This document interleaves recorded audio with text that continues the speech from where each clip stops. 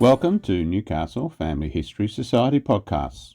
The Newcastle Family History Society, located on Awabakal land in Newcastle, New South Wales, Australia, provides support for those interested in family history.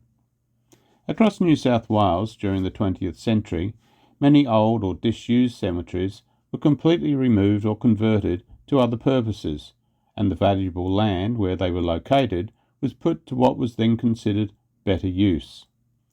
Newcastle had 6 lost cemeteries: the Presbyterian, Roman Catholic and Wesleyan Methodist Burial Grounds in Newcastle West, the first Wallsend Cemetery, now known as Old Wallsend, the cemetery attached to St Andrew's Church of England in North Waratah, and Newcastle's earliest burial ground at Christ Church, Newcastle.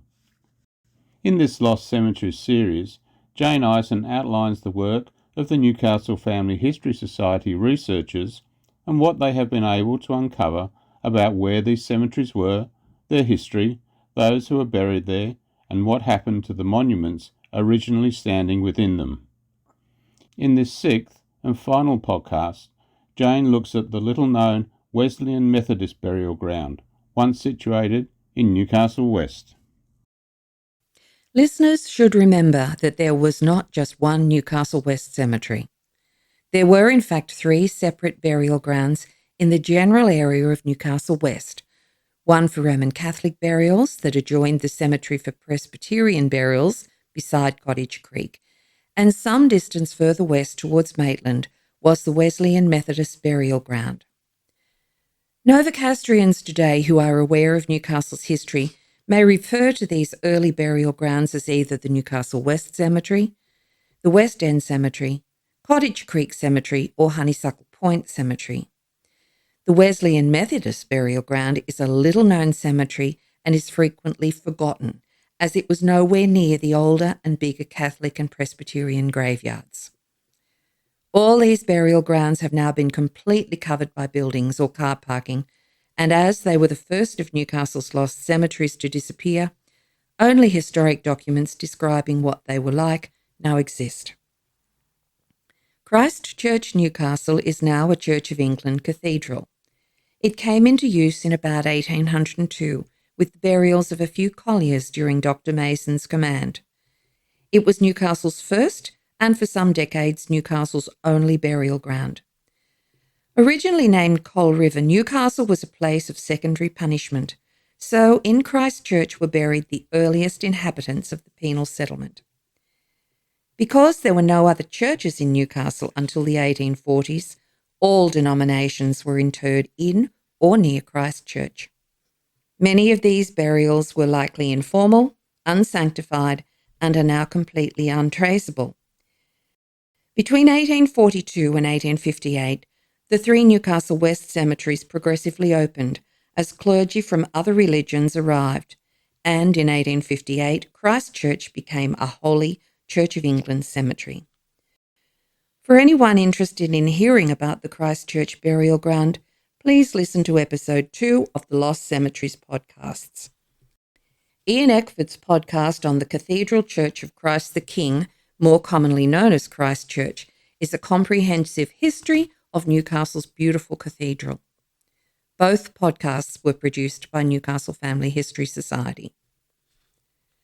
The first Wesleyans in the colony of New South Wales arrived around March 1812, when 2 Wesleyan Methodist classes were established in Sydney by Thomas Bowden and John Hosking. Samuel Lee, Australia's first Methodist minister, arrived in Sydney in August 1815, and the first Methodist chapel was opened in October 1817 in Castlereagh, to the west of Sydney. Until 1855, Australian Methodists came under the administration of the Wesleyan Missionary Society, and the church grew with the influx of settlers in the 1830s and 1840s. From 1839, the Wesleyan Methodist Society was authorised to register baptisms, marriages and burials.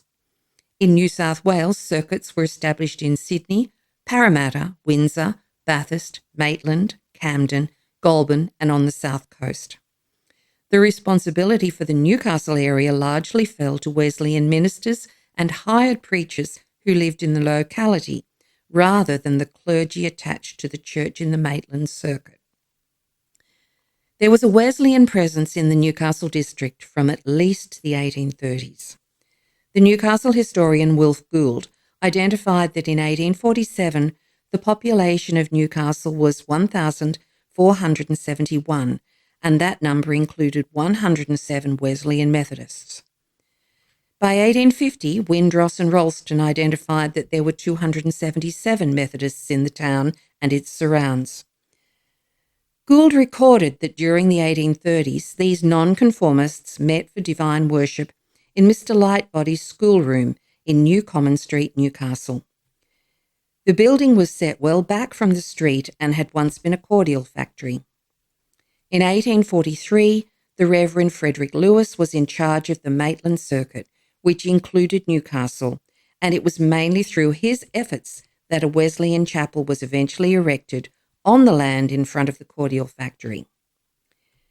There is little doubt that the Wesleyans would have been keen to build a place of worship and also to acquire a dedicated site for burying their dead, as it is likely that they would have noted the activity of the Roman Catholic and Presbyterian churches, whose burial grounds began operating beside Cottage Creek in Newcastle West between 1841 and 1845.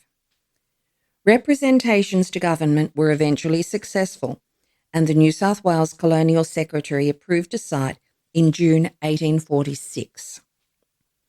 This Wesleyan Methodist Burial Ground was also in the Newcastle West area. It was recorded as portion 2519 in the parish of Newcastle, county of Northumberland. It measured about an acre in size. In July 1854, the area was reduced in size when some land was resumed for the railway. The cemetery can hardly have been an inviting prospect for the burial of the Wesleyan dead. When it was dedicated in September 1846, it was even further from the Newcastle township than the cemeteries beside Cottage Creek, which was situated in the bush, and some accounts of the Wesleyan cemetery described its surroundings as unattractive. The cemeteries beside Cottage Creek were frequently flooded, but it seems from reports that the Wesleyan burial ground was almost constantly waterlogged. The Newcastle Morning Herald and Miners Advocate in March 1902 reported the cemetery's condition, outlining that old residents tell gruesome stories of interments there at which the coffin floated in water and had to be forced down with poles while the graves were filled in. A part of the land bordered on a swamp, but it is hard to define the boundaries now. A very small piece remains enclosed with a rickety fence, and in the enclosure there are all that remains of 5 graves. Seemingly, even in 1902, the cemetery had been virtually forgotten. Identifying the exact location of the Wesleyan Methodist Cemetery in today's city is very difficult. No images or paintings have survived, and no trace or memory remains. Only early maps can be used to identify its location. Like the Roman Catholic and Presbyterian cemeteries, the Wesleyan burial ground was originally situated between Hunter Street and the railway line, but was some distance further west of the Cottage Creek burial grounds and just west of the intersection of Hunter Street with Tudor and Railway Streets. Hunter Street is a very long street beginning almost at Newcastle Beach and eventually running directly to Maitland. While most of this thoroughfare is referred to as Hunter Street, parts were once identified differently. Blaine Street was an earlier name for the western section, and even now some sections are still referred to as Hunter Street West. Near Cottage Creek, Hunter Street was once named Newcastle Street, and heading further west, it is still briefly identified as the Pacific Highway before becoming Maitland Road. The cemetery is now buried beneath buildings and car parks, and the Hunter Street frontage is occupied by businesses of various types. The burial ground once lay roughly opposite the Sacred Heart Roman Catholic Cathedral and between the 2 laneways leading from Hunter Street towards the train line. There is no signage to indicate to those unfamiliar with the area of the burials that still lie beneath their feet. Light industrial businesses are likely to continue to operate in the area, as the Honeysuckle Recreation Precinct that is being developed has not extended this far west. From the date of their establishment in the colony, the clergy of each denomination were required to send returns of baptisms, marriages, and burials to the Supreme Court of New South Wales. The Church of England began sending returns in 1826. The Roman Catholic Church records were sent from 1834. These Supreme Court of New South Wales returns were copied from the individual church registers by each minister for their denomination, and they form the basis of the pre-1856 records that are accessed today on the online New South Wales Births, Deaths and Marriages Index, but were formerly listed on microfiche. They are a separate record to a church register which was kept by the ministers. On the online index, the records begin with the letter V, which stands for volume. The original transcriptions may be read on microfilm as part of the Archives Records Kit in most large libraries in Australia. The Newcastle Family History Society researchers found difficulties in recreating the Wesleyan Methodist burial records, and the names of those interred only covers the period from the beginning of civil registration in March 1856 until the cemetery's closure in 1881. Finding original records before 1856 proved problematic for the researchers. Although the Wesleyans were in possession of a dedicated burial ground from 1846, and even though 2 attempts were made to locate appropriate burial records from between 1846 and 1856, they were unable to identify with any certainty any burial record for this cemetery within this almost 10-year period. There were no surviving church records and no returns to the Supreme Court of New South Wales from the Wesleyan Methodist ministers for Newcastle appearing in the New South Wales Births, Deaths and Marriages Index. The Newcastle researchers initially searched these records using the codes for districts and parishes from between 1846 and 1856 to compile a list of names and references that were likely to include Newcastle Wesleyan burials. They then read the microfilms of the original Supreme Court return to verify the entry on the index. This resulted in a list of 69 names identifying the abode, burial date, burial place, and age. The researchers then recreated a list by reading the microfilms to see whether any names had been omitted from the index. Both lists identified the same 69 names. The burial details for those named on the list showed that every interment lay within the Maitland district and covered Bolwarra, West Maitland, Ravensfield, Rutherford and Morpeth. None of the burials were from Newcastle or its environs.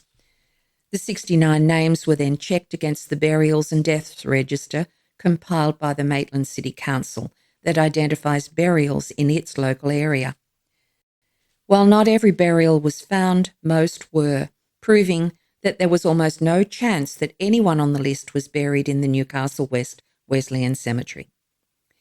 These 69 names have not been included in the publication recreating the Newcastle West burials compiled by the Newcastle researchers, but the burials were investigated and that research has been preserved in the Newcastle Family History Society Library.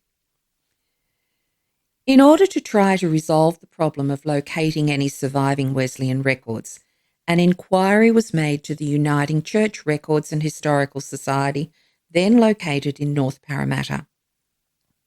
The reply from the then librarian archivist Darryl Lightfoot in February 1999 included the statement, "I am afraid we aren't able to assist you as regards burial records for the 1846 to 1856 period, as we have no extant records of this cemetery at all here. We have been asked on various occasions for assistance in this connection, but nothing has come up. As you'd know, this is a very early period for Methodism in Newcastle itself, and most of the work pre-1856 was centred on Maitland and Morpeth, with Newcastle being largely worked by ministers and hired preachers located in those centres.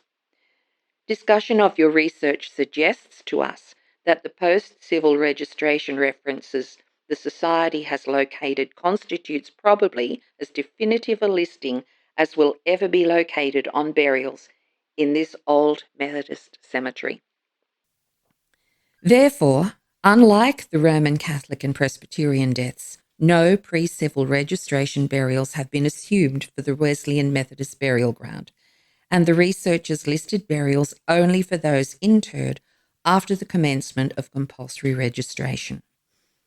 Civil death registrations began in March 1856 and identified a birthplace, parents, marriage details, and children if applicable, a cause of death, and the date of both the death and burial. To identify those Wesleyan Methodists buried after March 1856, the Newcastle researchers requested support from the then Newcastle District Registrar Bob Smith, who approached the Sydney Registry Office with an outline of the project. Permission was given for researchers to access the local death registers that in 1996 were stored in the Newcastle Registry in Wolfe Street. These registers were transferred to Sydney in 2001. There were conditions placed upon this access. Only 5 fields could be extracted from the information recorded in the registers: surname, given names, the date of death, the burial place, the spouse or parents but not both, and if neither spouse or parents was shown, which wasn't uncommon, the person's birthplace could be recorded if it appeared. The Newcastle researchers extracted and transcribed this information not only for the Newcastle West cemeteries, but also for the wider project aiming to reconstruct the records for all the lost burial grounds that make up this series of podcasts. Interpreting and transcribing potentially damaged registers and registrations always adds a degree of difficulty when researching. Names should be recorded as they appear, but many factors contribute to spelling variations. All the records were handwritten, and even if the handwriting is clear and unfaded, and the page is complete and clean without blots or mould, there will be different interpretations of what was recorded.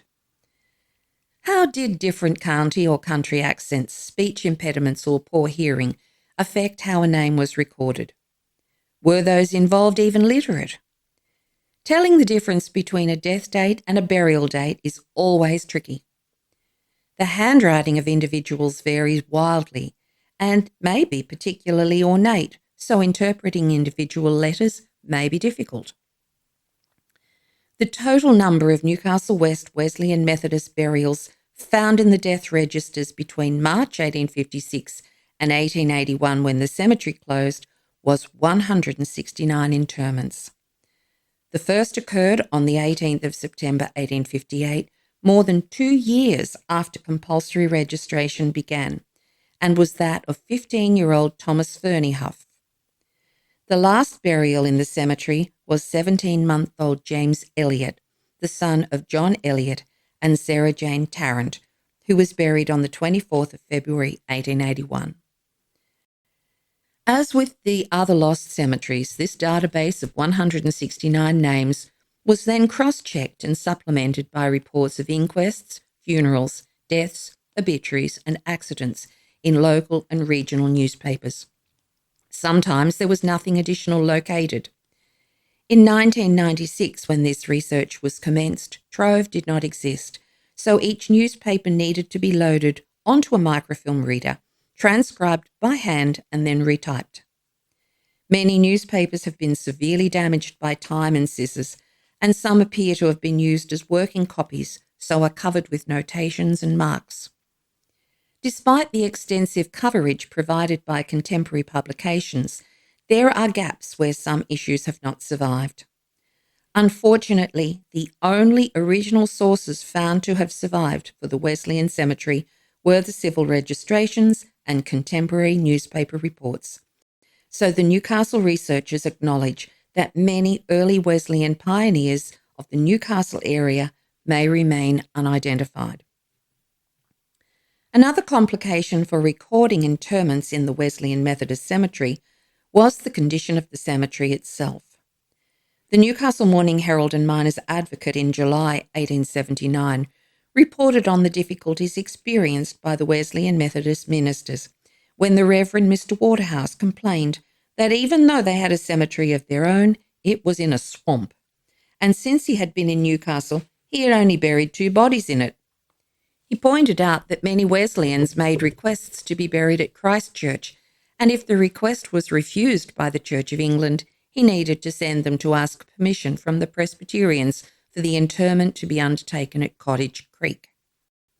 Family researchers should therefore be aware that due to the particular physical conditions in this cemetery, when searching for ancestors believed to be buried in the Newcastle area before 1881, it may be to their advantage to investigate burials in both the Christchurch and the Newcastle West Presbyterian records. Even with the small number of burials found for the Wesleyan cemetery, the Newcastle researchers were left with the impression that in comparison with burials in the Roman Catholic and Presbyterian grounds, there was a higher proportion of unidentified or unclaimed bodies or suicides found in the Wesleyan records. There were many harbour drownings and boating and mining accidents, and many of the burials were sailors from visiting ships, so little was recorded on their death registration. Some of those who drowned were unidentifiable. The Wesleyan Methodist Burial Ground is the last resting place of the Frenchman Louis Brigade from the ship Mary Blair. George Colwell, a native of New York who was a seaman on the schooner Silver Cloud. Another New Yorker, Samuel Craven, from the bark Sarah Ann. John Gardner, the cook aboard the brig Alexandra, and Joshua Densley, who had lived in Newcastle for decades, but who had formerly been a Marine and had served aboard the British warship the Plantagenet. As was to be expected, the town of Newcastle slowly expanded the only ways it could, south and west, slowly surrounding the 3 Newcastle West cemeteries. The need to establish another cemetery at some distance from the growing town became more urgent.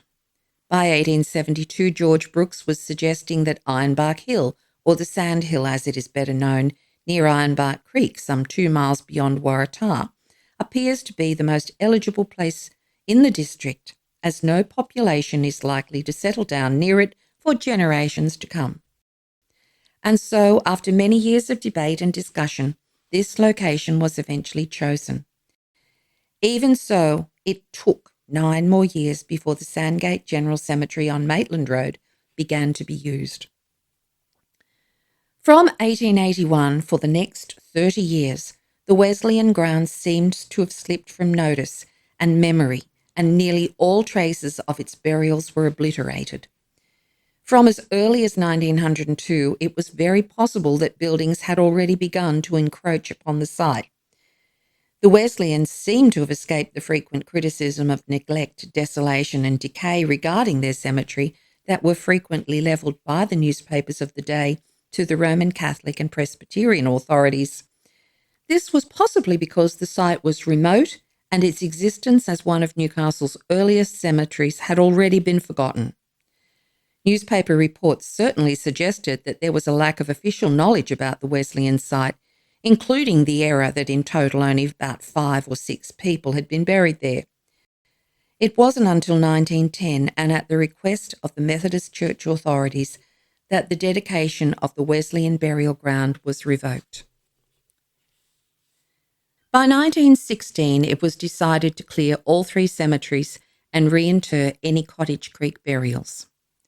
For this cemetery, it was decided that clearing the location and satisfactorily disposing of any human remains was impractical.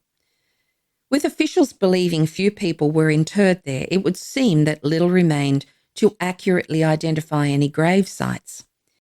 Buildings probably already covered some bodies, and a former use of the site had been as a tennis court, so the work creating the court had destroyed any mounds or hollows that would permit an identification of the location of many graves. So while exhumations occurred in the Catholic and Presbyterian cemeteries, there was no evidence found by the Newcastle researchers that there was any suggestion or intention to reinter any Wesleyan remains in Sandgate. Residential use was discounted for the site as homeowners would need to go to the expense of dealing with any graves they inadvertently disturbed. The use of the area for light industry was therefore considered far more appropriate, and the area remains light industrial to this day. In undertaking the research to reconstruct the burial records of this and the other graveyards, researchers were mindful of the interests of family and local historians, and also of the heritage value of the cemeteries. These very early cemeteries of Newcastle have been painstakingly researched, using original records with all their shortcomings. The Newcastle researchers acknowledged that not every burial in any of the lost cemeteries could be identified. Responsible research decisions were made to ensure that when records had not survived, research did not become guesswork. Family historians should understand that because of the difficulties faced in researching at this early time in Newcastle, any burial must be considered on a case-by-case basis, keeping in mind the dates when each cemetery operated. Should any individual researcher locate evidence within their personal documents regarding any person interred in this or in any other of Newcastle's cemeteries who they believe is undocumented, please let Newcastle Family History Society know. Opportunities to learn of the fate of the deceased or to assist in further understanding Newcastle's history are very welcome. To end this series of podcasts, and in order to demonstrate the difficulties faced by those researching deaths at this early time, ask yourself, where was Benjamin Harris buried? Benjamin Harris had been born in Staffordshire in about 1806. He had enlisted and become a soldier, but had also formerly worked as a groom and a jockey. In June 1833, he was court-martialled in Dublin, Ireland, charged with insubordination. It was a second offence, as after an earlier conviction he had received 500 lashes as punishment. Harris was therefore sentenced to transportation to New South Wales for life and arrived in New South Wales aboard the James Lang in 1834. 9 years later, after a trial in Muswellbrook, Harris was transferred to Newcastle Jail, where on the 17th of October 1843 he was executed by hanging in punishment for the shooting murder of Constable John Rutledge near Denman. The following account of his execution appeared in the Sydney newspaper, The Australian, on the 24th of October 1843. Harris was attended to the place of execution by 2 Wesleyan ministers, but evinced no symptoms of contrition, no external appearance of an inward feeling that he was about to meet an offended God, and none of that hope which smooths and strengthens us in our expiring moments. He made no confession, but persisted that when he fired the pistol, he had no intention of injuring Rutledge. With every appearance of a sullen and irritable spirit, he was launched into that bourne from whence no traveller returns. While the Australian article is now easily located using Trove, in 1996 it was only possible to access this newspaper on microfilm. However, this newspaper was outside the scope of the Newcastle researchers, as they only read local and regional papers. 2 Wesleyan ministers were present when Harris died, but there is no record of his death in the New South Wales Births, Deaths and Marriages pre-1856 online index. So if his death was recorded by those attending ministers in any register, it did not reach the Supreme Court in any return, and nor was it sent to the Wesleyan Methodist archives. There is no record of Harris's execution in the convict death register, nor on the James Lang indent. The only evidence of Harris's identity comes from the Newcastle Jail admission records. In 1843, in Newcastle, only Christchurch and the Newcastle West Roman Catholic Cemetery were available for interments, as the Wesleyan Cemetery was yet to be dedicated. Benjamin Harris's name does not appear in any Newcastle West Cemetery, nor does his name appear in the Christchurch burials for this date. So, where was Benjamin Harris buried? The Newcastle Family History Society hopes this podcast has enriched your understanding of this little-known inner-city burial ground and the history of its surrounding area. We are mindful that many who were laid to rest here may never be identified, and that some burials in the Newcastle West Wesleyan Methodist Cemetery will remain forever unrecorded.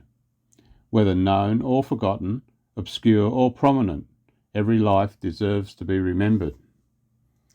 Our research into the 3 Newcastle West cemeteries, documenting their histories and identifying those interred within them, has been brought together in the publication Newcastle West Burial Grounds, which is available in book form through our online shop and will soon be offered as a downloadable edition. To learn more, please visit our website. Thank you for joining Jane on this journey through the burial grounds of the past. This project has been made possible by the dedication of society and community members who, in a pre-digital era, carefully located and transcribed invaluable records. Through their efforts, a collective undertaking has restored the names of those buried in these lost graveyards. You've been listening to Lost Cemeteries on Newcastle Family History Society podcasts.